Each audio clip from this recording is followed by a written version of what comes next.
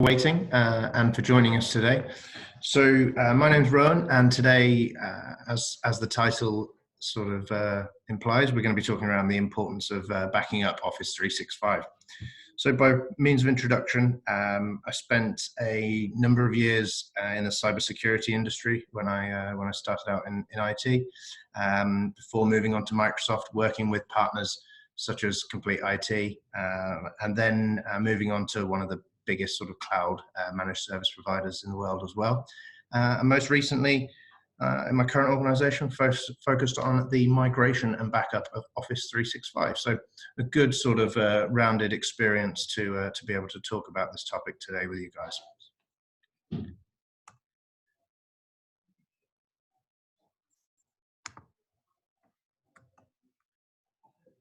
So I think the first thing to address is that the most common misconception that people have is that data loss doesn't happen in the cloud. And I think, over 30% of companies have reported that they've lost data in the cloud, which is quite a big figure. And I think a lot of that is probably due to misconceptions around the sort of security of data and things like that. So a lot of that is what we're going to address today in terms of helping you understand, exactly why people lose data in the cloud, exactly what you can do to prevent that, and then some of the things you can do to recover your data, if these things do happen.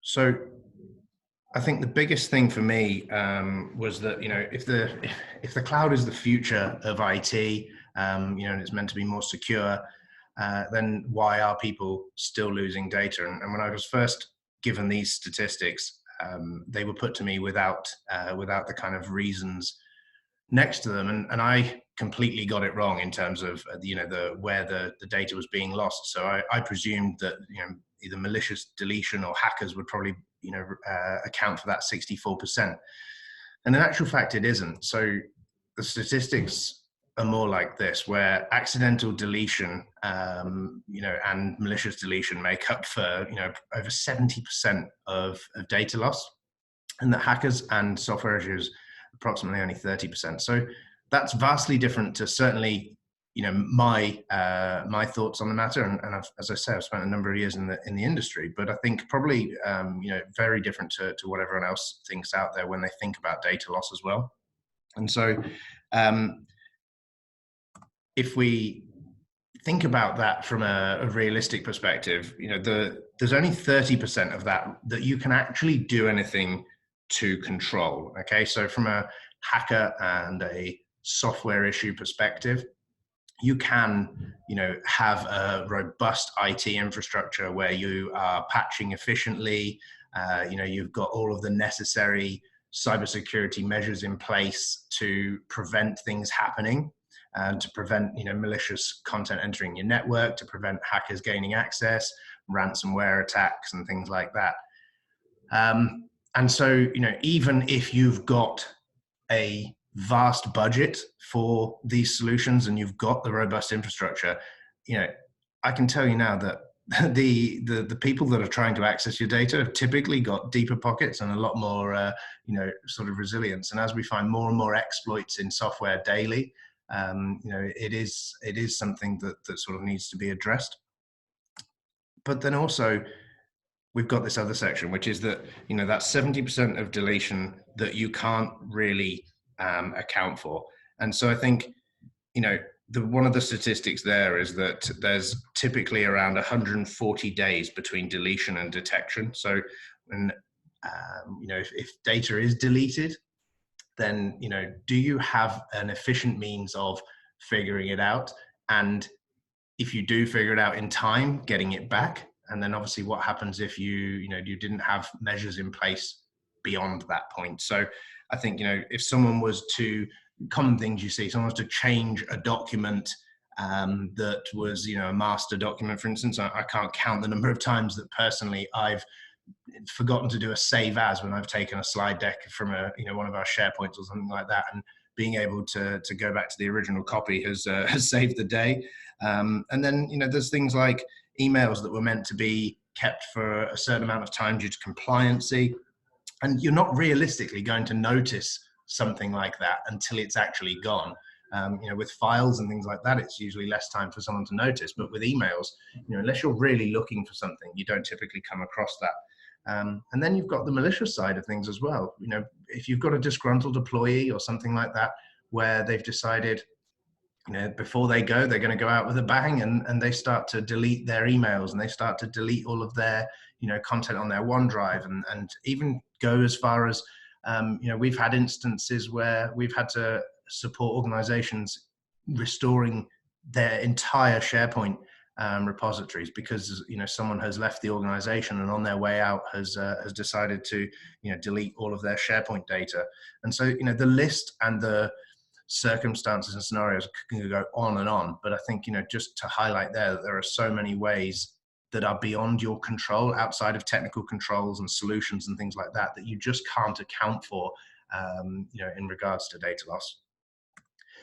And so then what does that look like from a cost perspective? And if we think about that 30% first of all, so if we took ransomware as an example, which is something we hear a lot about in the news, so you have the WannaCry and things like that, crippling organizations around the UK. Well, actually, a lot of small businesses think that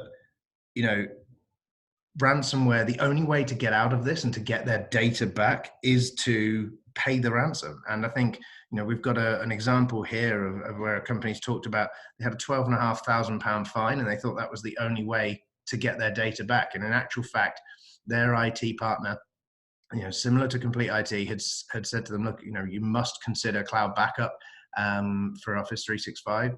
And they were literally able to restore everything like nothing had happened back to before the ransomware attack. And they didn't have to pay that fine. So I think that's a prime example of where a solution like cloud backup can come into play.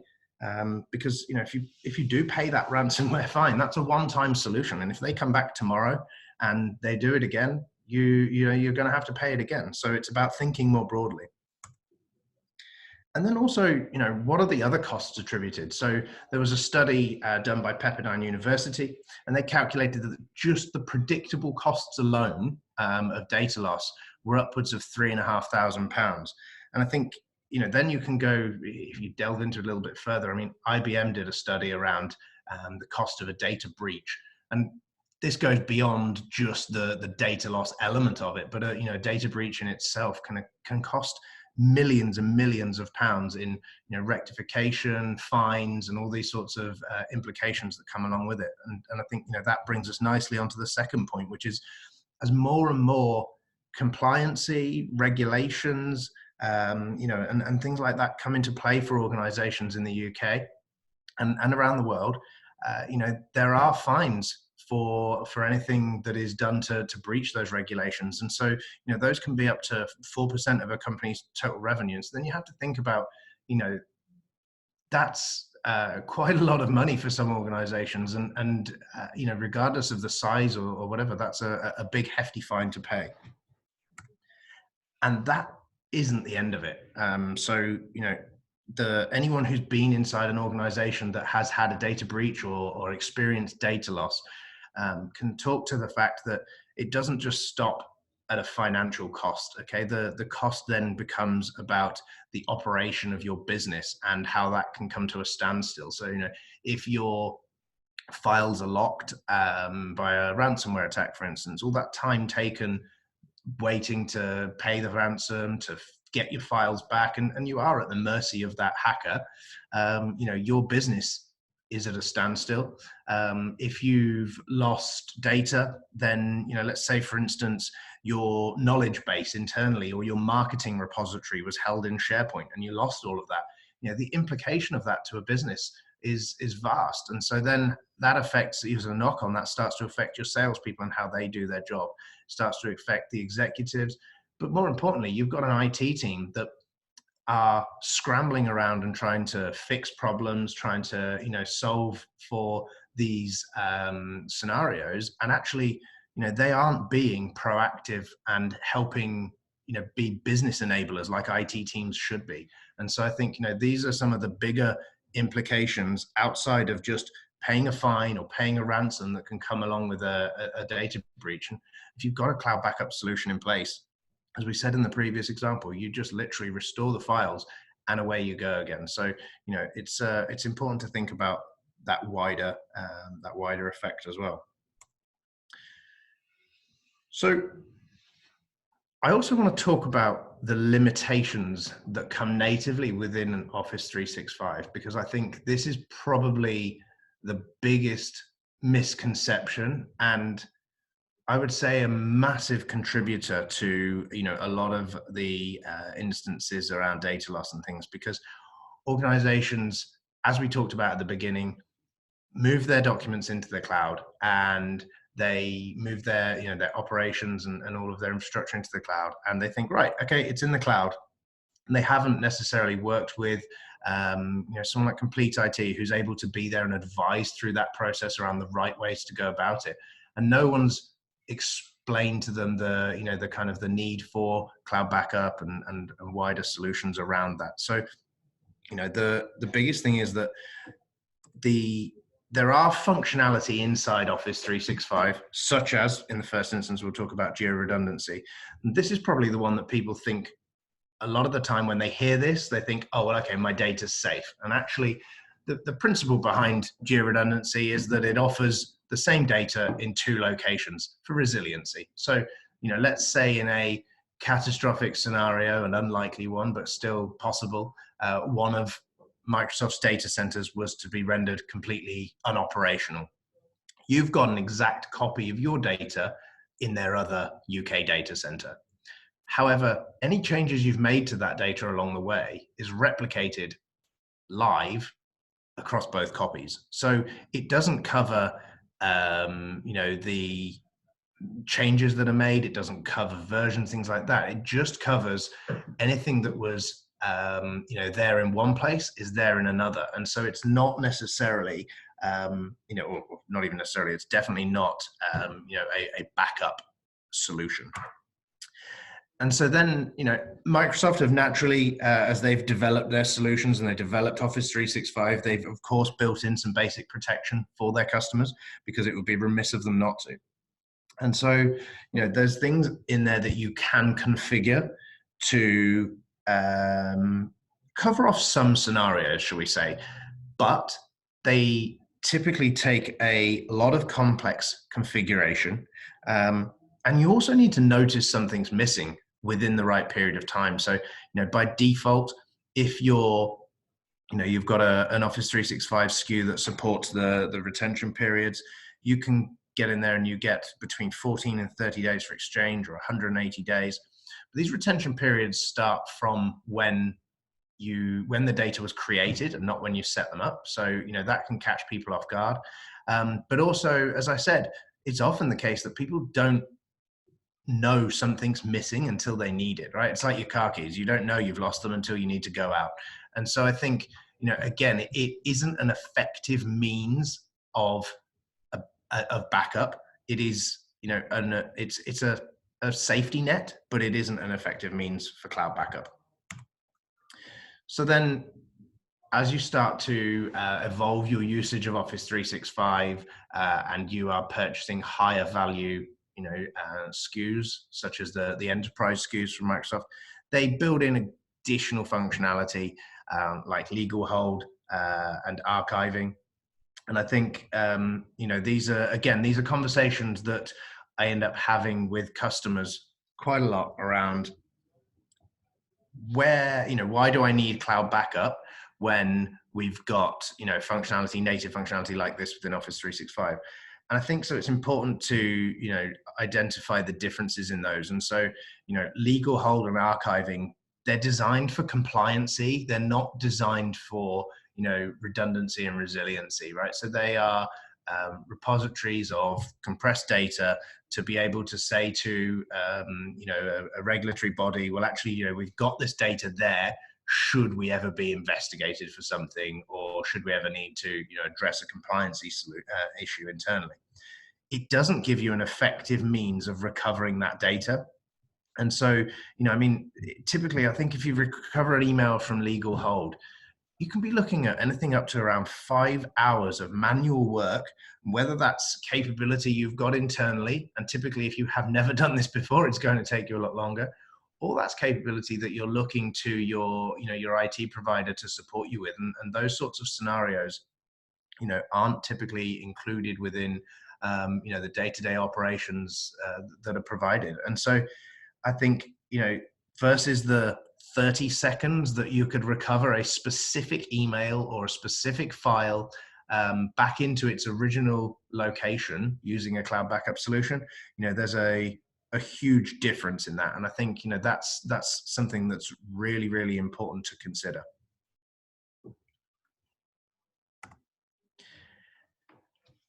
And I think, as I said before, I spent a number of years working at Microsoft. And so, there you get to understand a little bit around, the services that are being provided and some of the recommendations that we would make to partners and customers that we were working with.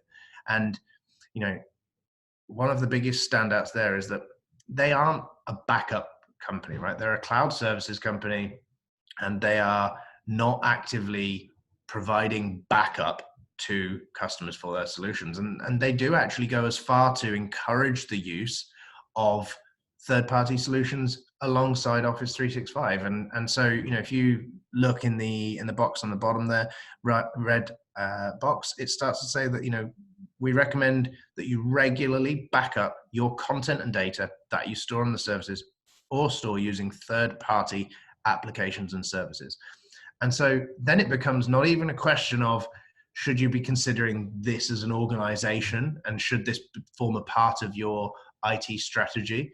It becomes a question of, well, actually Microsoft are advising you do it. And I think that changes the game completely. And when people start to realize this, there's a moment of kind of realization that this isn't a nice to have, but cloud backup is a necessity to have a resilient and robust cloud solution in place.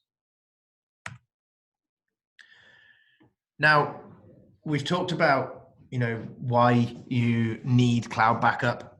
We've talked about some of the differences between a cloud backup solution and the native functionality within Microsoft. So now I think we'll move on to what you should consider when you go to choose a cloud backup solution and what's important when you're thinking about that. So in my mind, there's a few headlines there. So there's coverage, frequency, flexibility, connectedness, and cost. And we'll drill into those individually because I realize they're probably quite meaningless at this point in time. So we'll delve a little bit more deeply into each of those things and kind of hopefully give you some kind of sort of insight as to what you should be considering. So the first thing is, what should you be considering as a data protection strategy? And so we're talking today about cloud backup. And I've mentioned obviously things like legal hold and archiving, but obviously there are other archiving solutions out there as well. And then you've also got, business continuity and disaster recovery. And these are your kind of three primary strategies. So I think, what the first thing to understand is, what do you need to back up or protect? And so we're talking today about Office 365 data in particular. And then, what industry are you in, or what data do you handle? What customers do you have that would start to determine what legal and compliance needs you have? And then also, what are your primary drivers here? Is it to have a complete disaster recovery solution, or is it to have an effective means of restoring lost data? And so that brings us on to the differences between those three. And we've talked in length today at the backup side of things. And then some organizations choose to pair backup with archiving because, ultimately that then gives a, second level of kind of protection there from the compliance side of things. But typically you're going to have one version of a email or a document. You're going to have its long-term compressed storage. So it's not an easily accessible repository of your data. It is, as I say, it's compressed and it's designed for long-term storage, right? Box it up, put it in the corner and leave it until you need it. And And then also it's extremely complex to restore from an archive as well. And so you can typically go in and find something and extract it, but it's not, it's not designed to be able to go in and say, right, I want that document restored to this location. And so then, that's sort of why a lot of organizations that have those compliance and regulatory needs choose to pair both solutions together. And then at the end of that, you've got, the business continuity and disaster recovery. So, this is typically reserved for larger organizations with deeper pockets and, bigger IT spends. But ultimately, disaster recovery solution, across your entire estate can be extremely costly. It's designed with a complete restore in mind, a catastrophic event. So something's gone, catastrophically wrong and you've lost everything, a site's down, and you're going to restore the whole lot. And it's not designed to go in and say, we want that mailbox restored to this location, or, we want this file restored to this location. So again, 3 very different solutions for 3 very different reasons. And so, I just wanted to make sure we highlight, where the backup solution becomes relevant. So then we talk here about coverage. So it's about ensuring you understand where data within your organization is being created, where it's being shared. And as we move to a more collaborative, sort of working fashion, nowadays, people are creating documents in Teams, sharing them. They are, storing everything in central locations in SharePoint and working from them, even sometimes working from them directly in that location rather than on local clients. And so, then it starts to, you need to sort of think about where is it being created? Where is it being shared? And then also, can you restore that data back to the, the integrated fashion that it should have been in? So to clarify on that a little bit, thinking about if, for instance, Microsoft Groups, some of that data is held in Exchange and some of that data is held in SharePoint. So then you start to think about, well, actually, you might have a overall backup of the data that's held in Exchange, and then you might be taking a backup of SharePoint. But you have a solution laid over the top that can restore that group's information back into the state that it was originally created in, rather than just having all of that information spread across the various applications that the data is stored in.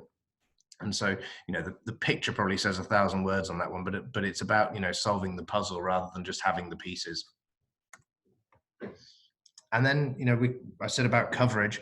With that in mind, and knowing that some of that team's data is going to be, stored in different places, groups' data is going to be stored in different places, you do need coverage across the entire Office 365, stack, and not just backing up of Exchange, not just backing up SharePoint data or OneDrive data, but having everything backed up in an integrated solution that can stitch the right bits of information together to give you an effective restore. And so let's move on to frequency. So if you're thinking about, they use the term in this graphic here of RPO, but essentially, how often are backup snapshots being taken? And so, in an ideal world, as often as possible, because then it eliminates the chance of changes being made that aren't backed up, and things like that. So ideally, you want to be taking those snapshots frequently, and that comes with the implication of additional data, right? The more snapshots you're taking, the more data you're creating, and the more data that needs to be stored as a part of your backup. And then also, the kind of recovery side of things when it comes to, how quickly can you recover your data? And so, as I talked about earlier, that legal hold element of Office 365 native functionality, 5 hours of someone's time to recover a single email is just absolutely out of the question for most organizations. So, when we're fighting to, resource properly within IT and become as I say, business drivers and not just, fixing and firefighting within IT departments, then, it's important to factor in these things as well. So, using an effective cloud backup solution and being able to restore a specific item to a specific place, in 30 seconds to a minute, I mean, that's invaluable.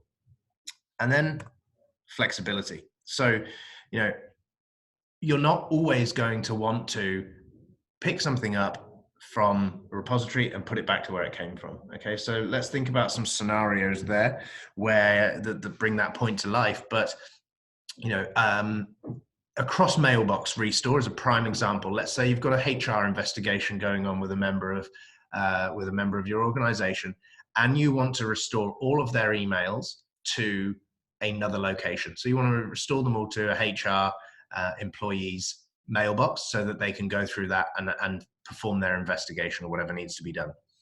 Or someone's left the organization, but you're still retaining their data, and you need a specific email communication or a file from a number of months or years ago even, and you need to restore that to the person who's taken over their job. Or even you want to say, look, a new person's joined the organization, let's restore the entire mailbox from the previous person into their mailbox and give them access of all that history. Anyone who's taken over from someone in a previous role will understand sometimes the difficulty of, getting on top of previous conversations and files that were created and not knowing where everything's stored and things like that. So, there's those sorts of things. There's point in time restore as well. So, not necessarily just wanting to restore the last copy that was taken. And there are solutions that, do things such as pruning backups so that they start to take, data that as it gets older, they hold less and less. But actually you want to be able to say, well, no, I want that version of that document and not just the last version. And again, that has various compliance, HR, and even just, efficiency sort of implications as well. And then also, final point over on the left is that bulk and granular restore. Do you want to restore everything? Do you want to restore something specific? And do you have the flexibility to be able to decide what that is? So the final piece to talk about, I guess, is the Complete IT's cloud backup solution. And what I've tried to do so far, and I appreciate there's quite a lot to take in, and so I hope it's you've been able to do so, but we can share all this afterwards. But there are a lot of determining factors when it comes to cloud backup, and there are a lot of reasons why you would want to back up. There are a lot of things to factor in, and a lot of decisions to be made. And so I think Complete IT have gone through that process, and they've established the suitable technologies to kind of cover off all of those needs. And so we'll talk about a little bit of that now. So we talked about completedness being one of those factors. And so having a solution that spans Office 365's entire application set, so Exchange, SharePoint, OneDrive, and groups and teams, and is able to, as we said, stitch all of that data back together into the right place and not just restore it to where it's currently being held, is very important. And this solution is also entirely 100% cloud-based, and so it's being backed up from Office 365 to Microsoft Azure. So from a security perspective, data in transit isn't an issue. It's never leaving those data centers. It's also very, very efficient in terms of latency to make those restores. So that goes towards making sure that you can get your data as quickly as possible. In terms of the setup, there's nothing to install on an end client or anything like that. It's very easy to set up. It discovers your the users on your Exchange, and it's within your Active Directory, and then it goes as far to just say, right, let's start indexing that, configure the backup, and we'll start backing that data up immediately. There's no delay there. And then I think these two are probably in the wrong order if you think about it, but so we'll go to unlimited storage and retention. But I talked about the frequency side of things, and the more backups you can take, the better. And so the solution that can take up to 6 snapshots a day, and the data can be stored either for a defined period if you wish for it to be, or indefinitely. And I think that flexibility is really, really important. So being able to say, actually, do you know what? We just want to keep data forever. And as long as you've got an active subscription, data is held. And then, what that means as a sort of result of that is the pricing's simple. You're not going to get to the end of year one and find that you've done 12 months of backups and you've gone, oh well, hang on a minute, our storage costs have tripled. That's not going to happen. And if you look at the number of, you've only got to look at some of the statistics out there around the amount of data that we create, in the last year versus the last 50 years and things like that, to know that data is being created and at an exponential rate. And so as you back more and more of that up, having a solution that isn't going to penalize you for that backup is really important. And so a simple per user price with unlimited retention is a massive plus here. And then auto discovery as well. So thinking about not missing out on new users added to your Active Directory. So if you've got a new employee that starts, you set them up with an Office 365 subscription, they go away, they start sending emails, creating documents, storing them, sharing them. And then 6 months down the line, you need something back and you realize, we didn't provision their backup. So auto discovery means that as soon as they're added to the Office 365 tenant, we start backing that data up. And that's a really important thing as well, because 9 times out of 10, unless it's a sort of a part of a process, things like that can get missed. And so it's really important to have that in there. And then also being able to, as I said earlier, restore that information quickly and effectively. So whatever it is, whether it's an individual email, whether it's just your contacts or your calendar or whatever the data is that you've lost, being able to get in there, quickly restore it to the right place and start working immediately. So it's a non-invasive, so it's like a soft restore as well. So if you've got other data in there in your mailbox or on your SharePoint or whatever, we're not going to overwrite it. It's going to restore what you've asked it to back into that location, but not overwrite or change anything that's already in situ. And I think that's really important as well. So it's not like we talked about the disaster recovery, business continuity solutions. That's a case of, right, take everything we've got in this and restore it to a previous version. And so, that starts to overwrite things, changes that you've made since then and stuff like that. So that's where cloud backup becomes, a lot more sort of logical in that instance. And then also thinking about privacy. So, as we talked about things like compliancy and GDPR and regulations being a compelling reason for having a backup solution, but it's also important to understand that the solution you're using is adhering to all of these. And so whether you're based in the EU, the UK, whether you're over in the US, having a solution that is accredited and has all of those sort of privacy and compliancy things in place for whatever regions you're doing business in is really important. And so that brings us nicely to the end of the presentation itself. Hopefully I didn't throw too much information at you, but also, hopefully you were able to take that in and start to think about where cloud backup plays, or has a place in your organization. So I guess we'll move on shortly to Q&A, and I think we've had some questions coming through, so I'll review those in a second. Bear with me.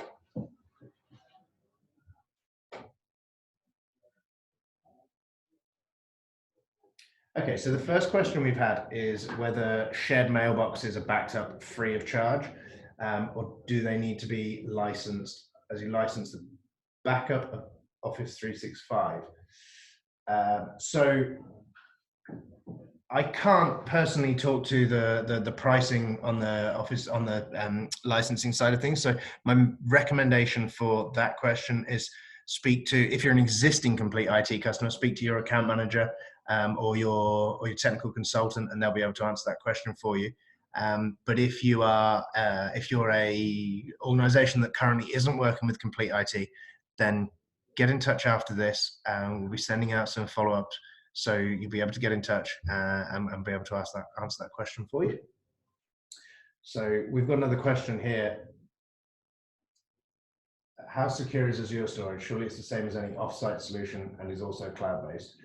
Yeah, so I mean, Azure storage in itself is, so Microsoft go an extremely long way to the, creating an extremely secure and robust environment there. So as I said, there are things like we talked about geo-redundancy. That's one of the things that factors in to the sort of security of data in terms of it being there and being available.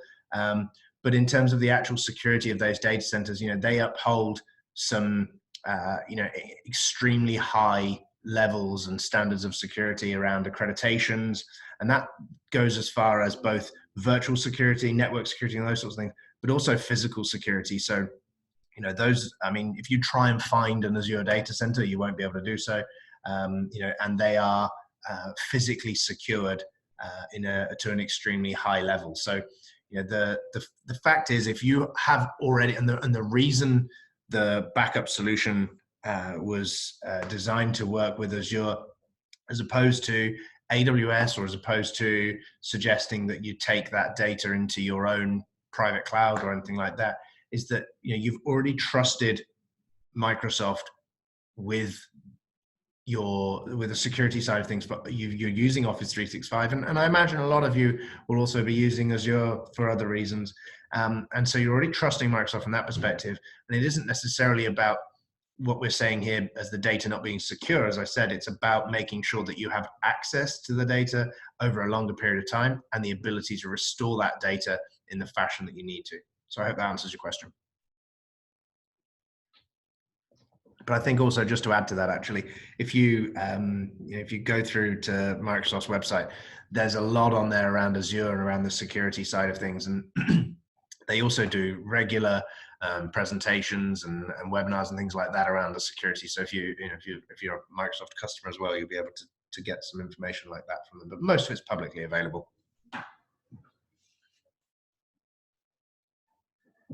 Sorry, yeah, I'm using the term Office 365, Microsoft 365. Obviously, a lot of it is transitioning around the licenses, but you'll have seen from the the comprehensiveness side of things about making sure that you've got all of those applications covered. So the only thing that isn't included, I say, is that we're not backing up Dynamics data. So that's an important consideration to make.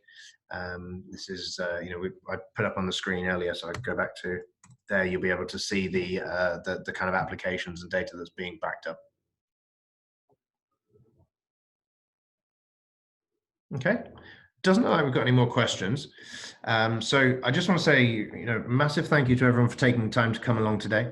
I mentioned it a little bit already, but if you are a complete IT customer already, talk to your technical consultant or your account manager about ensuring you've got cloud backup in place for Office 365. And if you aren't already a client, then you can either email info@complete-it.co.uk, or you will get a follow-up email after this with a copy of the webinar and also with some additional information. So feel free to reply to that email, and then you'll be able to arrange for someone to meet with you and consult with you around Office 365, cloud backup, and more as well. Okay, thank you very much, everyone. I hope you have a great rest of your day.